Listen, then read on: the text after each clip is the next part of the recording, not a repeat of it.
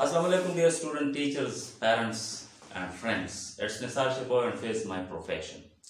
I'm back after a long time, after 3 to 4 days, because I was busy in arranging this experiment, which is going to be a practical demonstration of Newton's second law, relationship between kinetic energy and momentum, work, average velocity and power etcetera.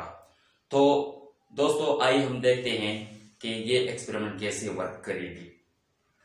अच्छा जी, तो ये पहले ये apparatus जरा देखिए। ये एक स्टैंड है जो टेबल पे लगा हुआ है। इसमें यहाँ पे ये एक पुली है, एक और पुली यहाँ पे लगाई गई है और ये एक ही लाइन में बिल्कुल स्ट्रेट लगाई गई है। ये वायर यहाँ से गुजरता हुआ इस पुली पे, फिर इस पुली से गुजरता हुआ ये वायर यहाँ से आकर इस टाई कार के साथ कनेक्टेड है।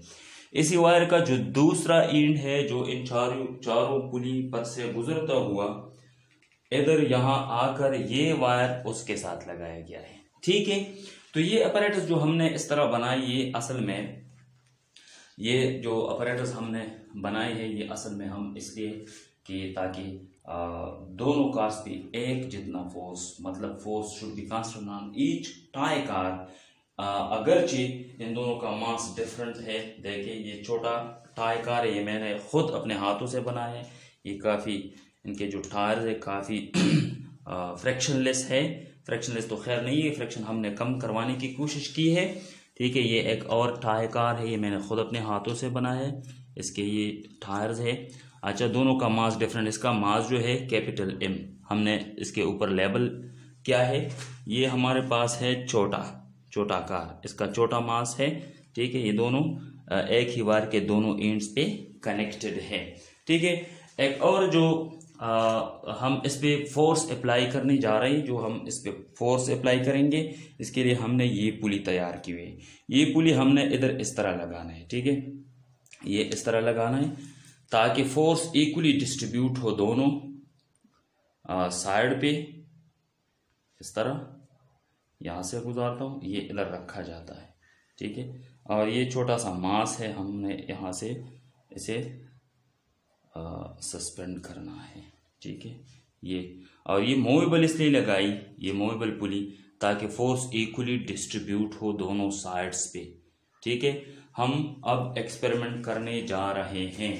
ठीक है, अच्छा जी, तो ये सिस्टम जरा देखिए। ये छोटा टाई कार है, ये यहाँ से स्टार्ट लेगी। इसके लिए हमने एक लाइन खींची इधर, यहाँ से इसने स्टार्ट लेना है। और ये जो स्टार्ट लेगी तो ये स्टार्ट रेस्ट से लेगी, मतलब इसकी जो इनिशियल वेलोसिटी यहाँ से वो 0 होगी। इस तरह उसी कार का भी है, तो इनिशियल वेलोसिटी वी जो है वो हमारे पास 0 है यहाँ। ठीक है, इस बड़ा कार जो है, ये टाई कार जिसका मास कैपिटल है, ये भी रेस्ट से स्टार्ट होगी। इनिशियल वेलोसिटी इसकी भी 0 है। क्लियर हुई? अच्छा जी, तो फिर हमने ऐसा किया कि इन दो बाउंड्रीज, ये जो यहाँ पे स्टार्टिंग पॉइंट है, यहाँ पे स्टार्टिंग पॉइंट, इनके बीच में बिल्कुल मिड पॉइंट पे हमने एक लाइन खींची हुई। और ये लाइन हमने क्यों खींची हुई? ये इसलिए कि अगर लॉ फेल हुई, न्यूटन की लॉ फेल हुई, तो इन दोनों टाई कार्स जिस पे फोर्स बिल्कुल सेम है इस वेट की वजह से, ये इन दोनों ने इस पॉइंट पे कोलाइड होना है। इसकी एक्सीडेंट यहाँ पे वाकया होगी। अगर लॉ फेल हुई तो लॉ तो फेल नहीं होती, यू नो दैट, लॉ तो कभी फेल नहीं होती, न्यूटन तो फेल नहीं हो सकता। तो इन दोनों टाई ने, इन दोनों कार्स ने टकराना है एक दूसरे के साथ, या इस साइड पे या इस साइड पे। ये मैं आप पे छोड़ देता हूं कि आया ये इस साइड पे कोलाइड करेंगे या इस साइड पे कोलाइड करेंगे। अच्छा, तो अब हम इन दोनों कार्स को एक ही टाइम पे रिलीज करने जा रहे हैं, और आपने देखा है कि इसने कहां पे टकराना है एक दूसरे के साथ, इस साइड पे या उस साइड पे। ठीक है, आप जरा दिखाएं, कैमरामैन साहब जरा दिखाएं आप। 3, 2, 1, इस साइड पे। वंस अगेन, फिर से देखें, वंस अगेन। तो न्यूटन पास हुई, न्यूटन फेल नहीं हो सकता, न्यूटन पास हुई। क्लियर। अब ये हम प्रूव भी करेंगे कि न्यूटन कैसे पास हुआ। Once again we are going to try it once more. Okay, 3, 2, 1 stop. अच्छा जी, तो एक्सपेक्टेड कोलिजन जो है वो ग्रेटर मास की तरफ है। क्लियर है, ग्रेटर मास की तरफ। तो अब हम देखें कि इन दोनों ने डिफरेंट डिस्टेंस कवर किया। ये कोलिजन पॉइंट है जहां पे दोनों की कोलिजन वाक़या होगी। ठीक है, आप देखो ये वाला डिस्टेंस देखिए, ये इतना है। वैसे रफली हम लेते हैं 8.5 इंच, और ये देखें ये 12 इंच, और इसके साथ ही 12 इंच के साथ साथ 4-5 इंच और भी, मतलब 16-17 इंचेस। तो मास सेम, मास डिफरेंट, फोर्स सेम। क्लियर हुई बात। अब मैं इसे बोर्ड पे आपको एक्सप्लेन करूंगा। 2, 3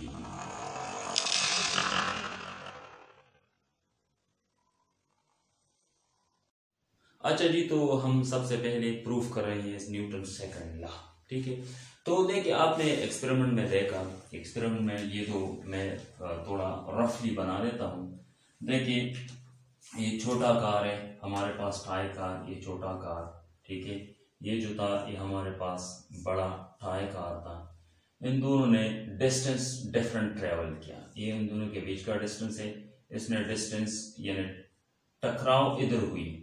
ठीक है, तो इस बड़ा जो मास है हमारे पास m, और ये छोटा मास है, बड़े मास ने s और m कवर किया, मतलब sm इतना डिस्टेंस, कैपिटल M, और इसने कवर किया sm, स्मॉल m। ठीक है, इनिशियल वेलोसिटी दोनों का था 0, initial velocity is equal to 0 दोनों का, और दोनों ने एक ही टाइम पे स्टार्ट हुए, एक ही टाइम पे टकरा गई, तो टाइम दोनों के लिए सेम है। क्लियर हुई बात। तो अब हम second equation of motion use करेंगे। तो ये हमारे पास है proof of Newton second law. Okay जी, तो देखिए Newton second equation of motion using second equation of motion. Second equation, S is equal to VIT plus half AT square. Okay जी, इनिशियल वेलोसिटी दोनों का अगर आप इस मास के लिए यूज करेंगे, इस मास के लिए फिलहाल हम जनरल इक्वेशन यूज कर रहे हैं, तो S is equal to VI हमारे पास 0 into time plus 1/2A into T square. Okay, ये part 0, S is equal to 1/2AT square. Clear. अच्छा जी, तो देखिए दोनों साइड को 2 से मल्टीप्लाई करें तो 2s is equal to AT square, t से डिवाइड करें t स्क्वायर से, a is equal to 2s divided by t square. Time constant रहा s कोलिजन के दौरान, 2 तो ऑलरेडी है ही constant. It means A is this implies that A is proportional to S, मतलब जिस मास ने ज्यादा डिस्टेंस कवर किया उसका एक्सेलरेशन ज्यादा रहा। तो किस मास ने ज्यादा डिस्टेंस कवर किया? स्मॉलर मास ने। क्लियर हुई बात। तो मतलब है कि ये हमारे पास one relation, but S is inversely proportional to the mass in this case, इस केस में।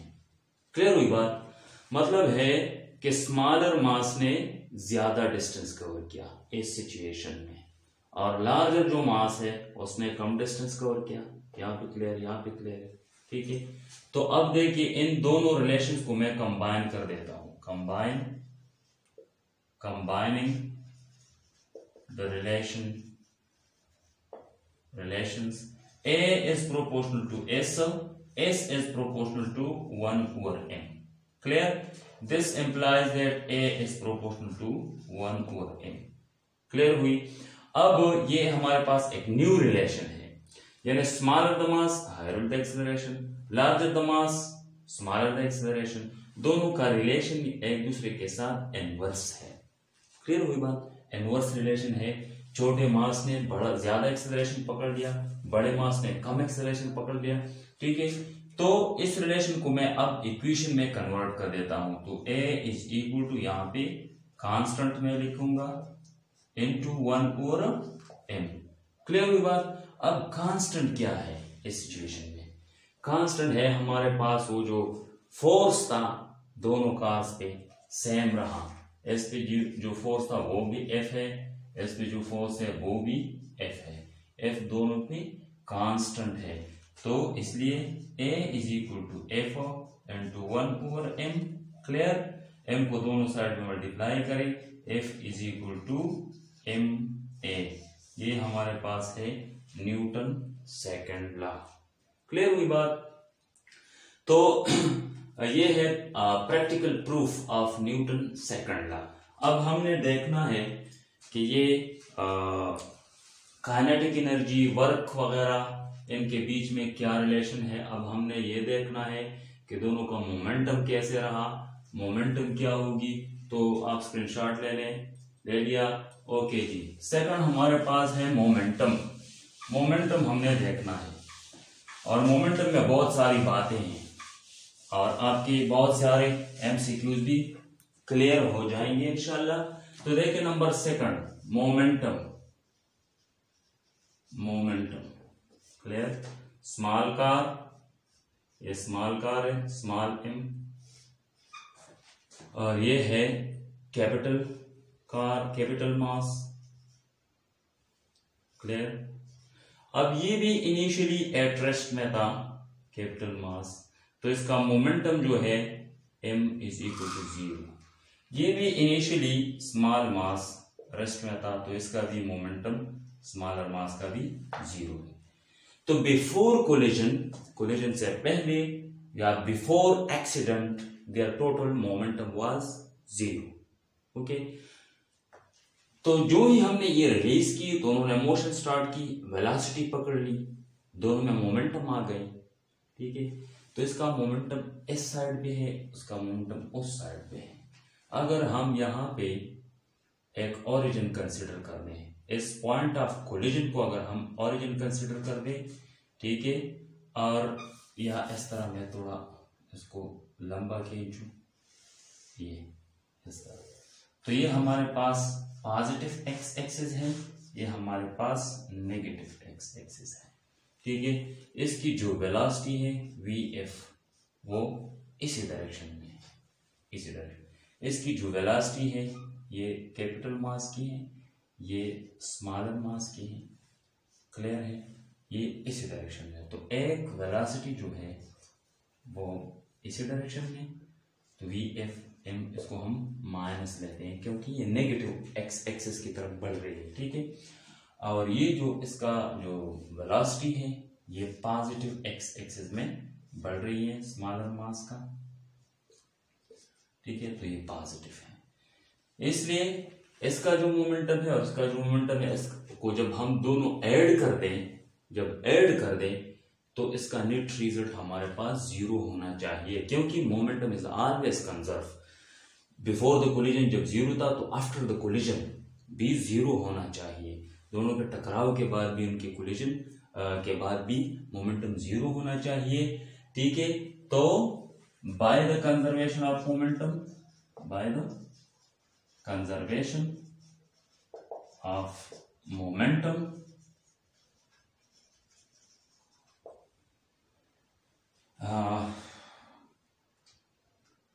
momentum p of the smaller mass is equal to minus p of the larger mass.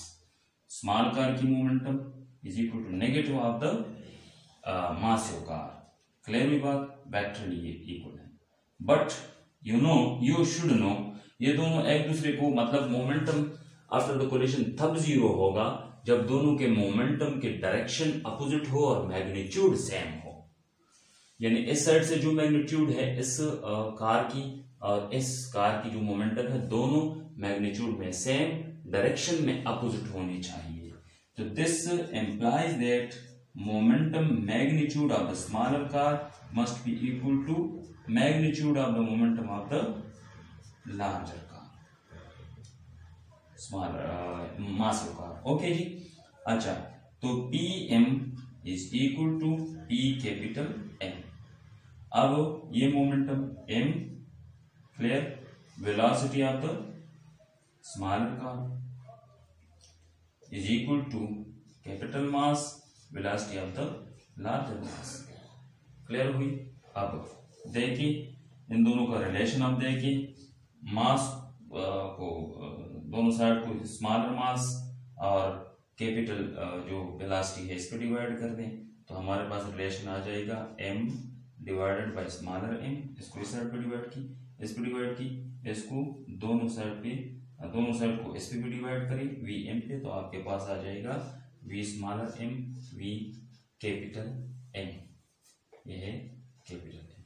अब देखो जी इस रिलेशन में कैपिटल मास ऊपर तो इसकी velocity नीचे, स्मॉल नीचे तो वेलोसिटी ऊपर।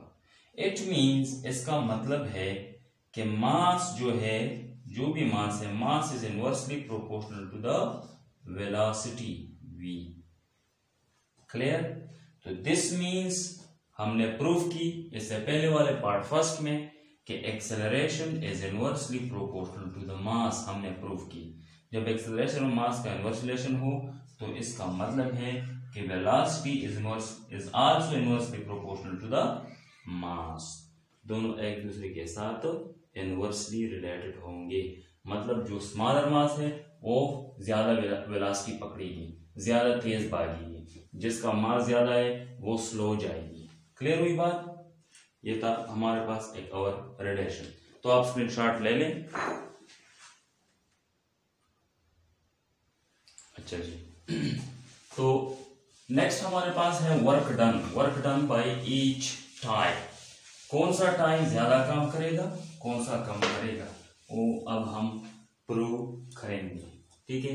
तो वर्क डन, देखिए स्मॉल कार फिर से बना रहा हूं, स्मॉलर m, इसने डिस्टेंस ज्यादा कवर किया और ये जो मासिव कार है कैपिटल M, इसने डिस्टेंस कम कवर किया। ठीक है। फोर्स कितना है, फोर्स F है। फोर्स कितना है इसकी भी, वो भी F है। फोर्स कांस्टेंट है। इवन दो इसकी जो वेलोसिटी है ये greater than velocity of the larger, acceleration is greater for the smaller mass than for the larger mass. Clear हुई बात। लेकिन एक पॉइंट नोट कीजिए कि यहाँ पे वर्क डन का ताल्लुक वेलोसिटी और एक्सेलरेशन के साथ नहीं है। यहाँ पे वर्क डन का जो ताल्लुक है वो दो बातों पे है, फोर्स और डिस्टेंस पे। फोर्स तो सेम है, ठीक है। अब जिस बॉडी ने, जिस कार ने डिस्टेंस ज्यादा कवर किया, टोटल डिपेंड डिस्टेंस पे रहा। क्लियर हुई बात। तो मतलब है कि डिस्टेंस तो स्मॉलर मास ने ज्यादा कवर किया। जब स्मॉलर मास ने ज्यादा कवर किया तो लार्जर मास के मुकाबले में स्मॉलर मास ने ज्यादा काम किया। तो इट मींस वर्क डन, ये नंबर 3 है, work done bye smaller car is smaller car F के साथ m नहीं लिखते हम क्योंकि फोर्स दोनों पे सेम है, कांस्टेंट है। Work done by massive car, वो W capital M is equal to F capital M। अब देखिए वर्क का रिलेशन क्या है। अब वर्क दोनों का, वर्क का हम कंपैरिजन कैसे करेंगे। दोनों में देखिए फोर्स सेम है, फोर्स सेम है। अब डिस्टेंस जिसने ज्यादा कवर किया तो उसका वर्क ज्यादा होगा। तो मतलब है डिस्टेंस स्मॉलर मास ने ज्यादा कवर किया, लार्जर ने कम कवर किया, तो इसलिए work done by the smaller mass, smaller car will be greater than the work done by the larger massive car. Okay, so it means work done by the smaller car will be greater than work done by the massive car. Clear हुई बात? अच्छा जी, अब ये तो work different, और जब work different हो, work bodies different कर रहा हो, तो काइनेटिक एनर्जी भी डिफरेंट होगी, इवन दो अगरचे दोनों का मोमेंटम सेम है। क्लियर हुई? तो एक जबरदस्त रिलेशन में आपको प्रूव करने जा रहा हूं। आप देखेंगे बहुत सारे प्रॉब्लम्स आपके सॉल्व हो जाएंगे। तो आप स्क्रीनशॉट ले लें स्क्रीनशॉट आप। तो काइनेटिक एनर्जी, अब देखिए काइनेटिक एनर्जी का जो हमारे पास रिलेशन है, एक्सप्रेशन है इक्वेशन के फॉर्म में, वो है kinetic energy is equal to half mv² mv²। Clear हुई बात? अब momentum but p is equal to mv, ये हम जनरल इक्वेशन, छोटे बड़े मास के लिए नहीं, जनरल इक्वेशन हम लिख रहे हैं, ठीक है? फिर बाद में बताएंगे बड़े मास के लिए, छोटे मास के लिए। अब इससे वेलोसिटी कैलकुलेट कर दें, यानी v is equal to p/m। इस इक्वेशन में ये वाला वैल्यू ये पुट कर दें इधर। तो kinetic energy is equal to 1/2 m p/m whole square, 1/2 m into p² divide by m², ये m² के साथ कैंसल, तो p² divided by 2m। Kinetic energy के लिए हमारे पास रिलेशन ये है। अब देखो मोमेंटम के दोनों का सेम है, बड़े मास का भी, छोटे कार का भी, बड़े कार का भी सेम है। तो डिपेंड किस बात पे रही काइनेटिक एनर्जी का? काइनेटिक एनर्जी का डिपेंड टोटली रही मास पे, ठीक है? तो एक जबरदस्त रिलेशन आपने याद करना है कि अगर दो बॉडीज हो और उनके मासेस डिफरेंट हो और दोनों के मोमेंटम सेम हो, ठीक है, तो काइनेटिक एनर्जी और मास का रिलेशन इनवर्स होगा। नोट कीजिए, note it, that if the masses are different, अगर masses different हो, but the momentum of the bodies is same, then kinetic energy is inversely proportional to the mass. Generally अगर momentum different हो, यानी momentum का कोई जिक्र ना हो, मोमेंटम डिफरेंट हो, तो फिर काइनेटिक एनर्जी और मास का रिलेशन डायरेक्ट है। लेकिन अगर मोमेंटम कांस्टेंट हो दोनों बॉडी के लिए, तो फिर मास का रिलेशन काइनेटिक एनर्जी के साथ इनवर्स है। क्लियर हुई बात? तो इस सिचुएशन में चूंकि हमारे पास मोमेंटम सेम है, इसलिए काइनेटिक एनर्जी किस कार की ज्यादा होगी? स्मॉलर कार की। स्मॉलर की ज्यादा होगी, तो मतलब है कि kinetic energy of the smaller mass will be greater than kinetic energy of the larger mass. Kinetic energy of the smaller car is greater than kinetic energy of the massive car. ये क्यों ऐसा है? क्यों? Because आपको पता है, because work done bye smaller car is greater than work done by the massive car। तो जो बॉडी ज्यादा काम करेगी उसकी काइनेटिक एनर्जी ज्यादा होगी, ठीक है? और दूसरी एक तो मास के साथ इसकी रिलेशन है, लेकिन एक इंडिपेंडेंट बात भी है। इन ईच केस, ये नोट करें, in each case weather momentum is constant or variable, constant or different or variable, constant or different, same or different, kinetic energy will always be related directly to the velocity। Okay, ये दोनों cases के लिए same है। Clear हुई बात? आप ले लें स्क्रीनशॉट। इसके मुताबिक अब हम एक एमसीक्यूज करेंगे। एमसीक्यूज है हमारे पास, देखिए, if two bodies of different masses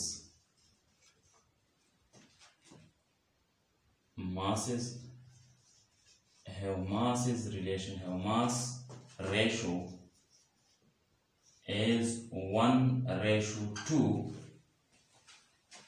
and their momenta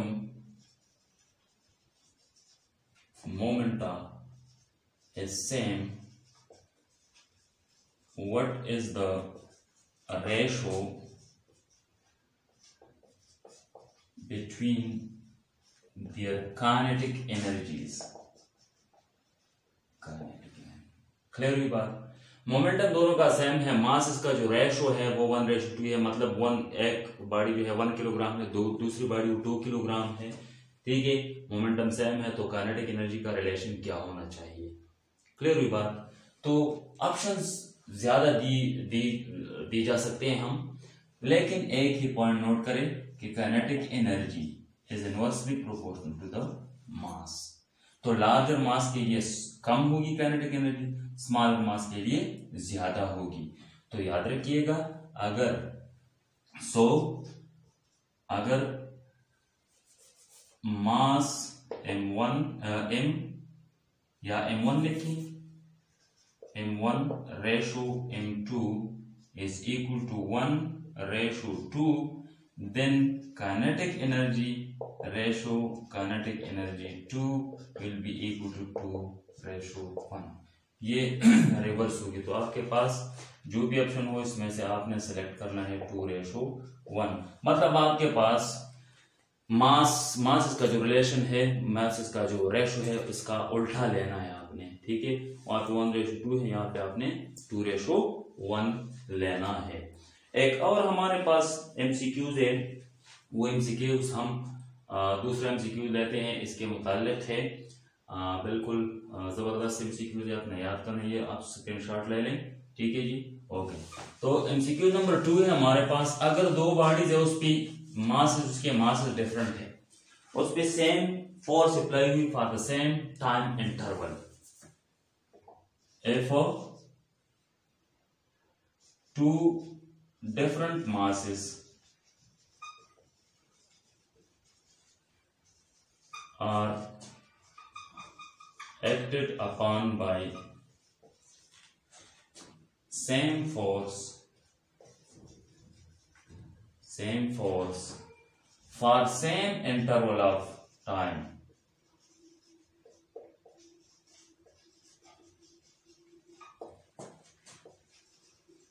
what will be the ratio between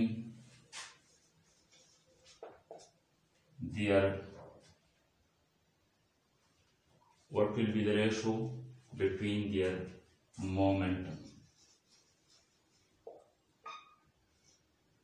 याद रखिए, ठीक है। अच्छा जी, तो याद करें कि जब फोर्स कांस्टेंट हो और सेम इंटरवल ऑफ टाइम के लिए हो, तो ये मैं डिफरेंट मास, कैपिटल मास लेता हूँ, ये छोटा मास लेता हूँ मैं स्मॉल, इस पे फोर्स अप्लाई हुई F, इस पे भी फोर्स अप्लाई हुई F, इस पे टाइम t के लिए, इस पे टाइम t के लिए। तो याद रखिएगा कि मोमेंटम बिल्कुल सेम रहेगा। तो रेशियो क्या होना चाहिए?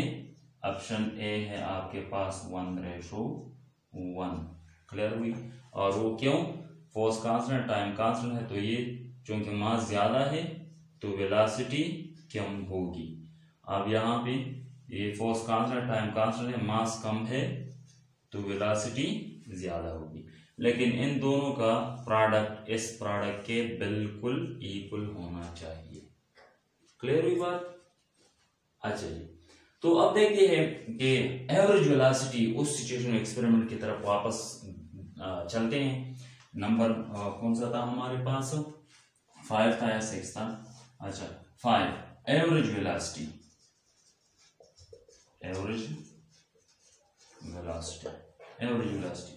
अब देखिए एवरेज वेलोसिटी के लिए, चूंकि ये देखिए ये स्मॉल कार जो है और ये हमारे पास मासिव कार है, इन दोनों रेस्ट से स्टार्ट हुई, रेस्ट से जब स्टार्ट हुई और दोनों टकरा गई इधर, इसने डिस्टेंस एस कवर किया और इसने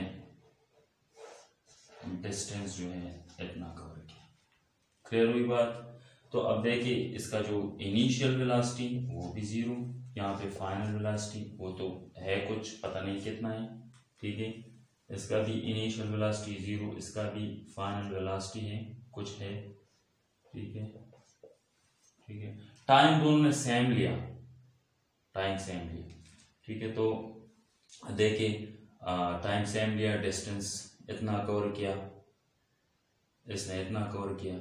तो अब देखिए एवरेज वेलोसिटी जब मतलब है ये एक कांस्टेंटली एक्सेलरेटेड मोशन है। जब आपके पास मोशन कांस्टेंटली एक्सेलरेटेड हो तो ऐसी सिचुएशन में एवरेज वेलोसिटी का फार्मूला क्या होना चाहिए, ये हम पहले कर चुके हैं। In this situation in which the body has been accelerated constantly with a constant acceleration, then the average velocity का जो फार्मूला है भी वो आपके पास क्या होना चाहिए, initial velocity plus final velocity divided by 2। Clear बात?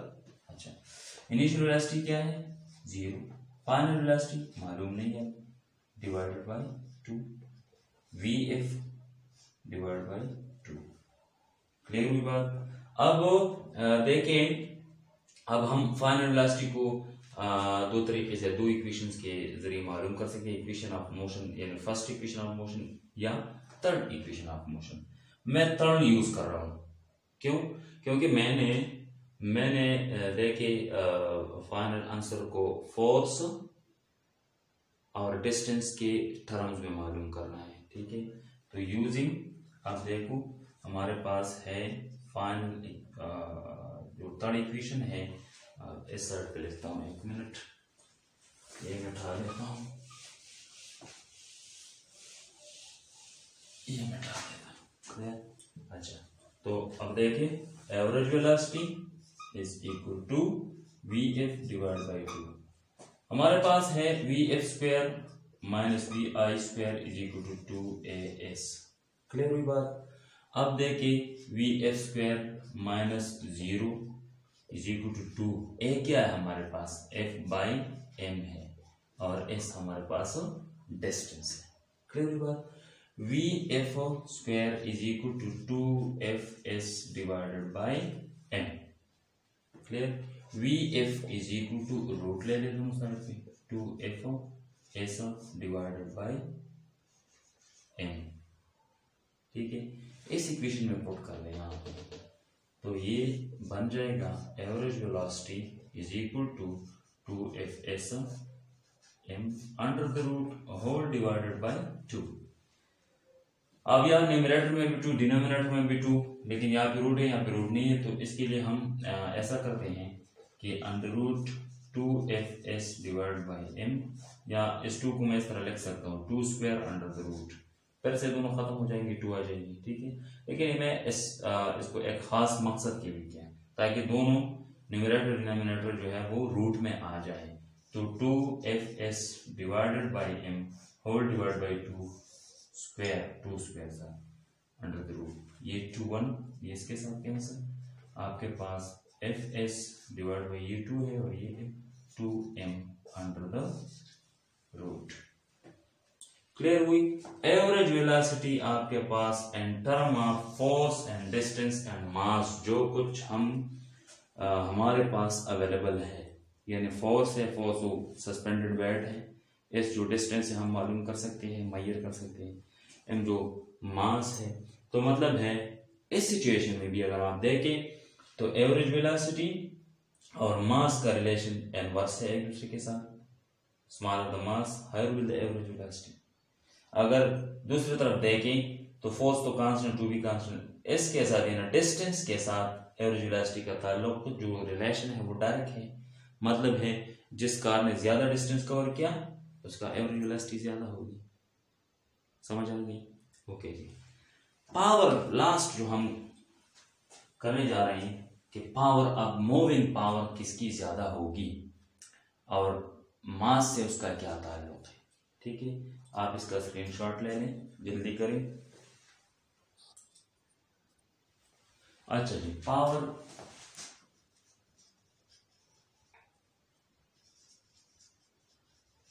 Delivered to cars.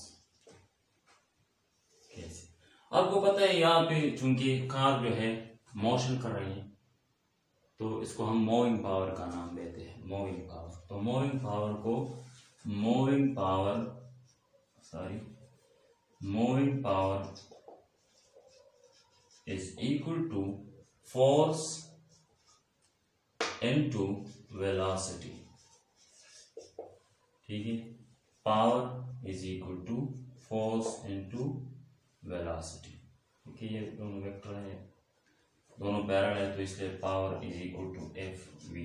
अब देखिए फोर्स कांस्टेंट है दोनों केसेस में भी, वो स्मॉलर कार और मासिव कार दोनों में सेम है। तो power is proportional to the velocity. अब हम पढ़ चुके हैं कि velocity is inversely proportional to the mass. Clear? Because acceleration is inversely proportional to the mass. तो अब देखिए power is proportional to velocity, velocity is inversely proportional to the mass of the bodies, so power is inversely proportional to the mass. अब power किस tie car को ज्यादा power जो है वो डिलीवर होगी, वो स्मॉलर मास। मतलब जो स्मॉलर मास है वो ज्यादा तेज दौड़ती है, तो इसकी वेलोसिटी भी ज्यादा, एवरेज वेलोसिटी भी ज्यादा होती है, तो इसलिए इसका पावर भी ज्यादा होगा। क्लियर हुई बात? अच्छा, अगर आपका कोई क्वेश्चन हो और कोई क्वेश्चन पूछना हो तो आप कमेंट्स पे कर सकते हैं। तो हमारे वीडियो को दोस्तों के साथ शेयर भी करें और इस वीडियो को बार बार देखते रहिए। बड़े बड़े सवाल इसमें हल हो जाएंगे। आपके जहन में कई सवाल पैदा भी होंगे तो हमसे डायरेक्टली पूछ सकते हैं। मैं इंशाल्लाह आपको आपके जो कमेंट्स है इसका जवाब दूंगा। तो देखते रहिए हमारी वीडियो, सीखते रहिए हमारे knowledge. Thank you for watching.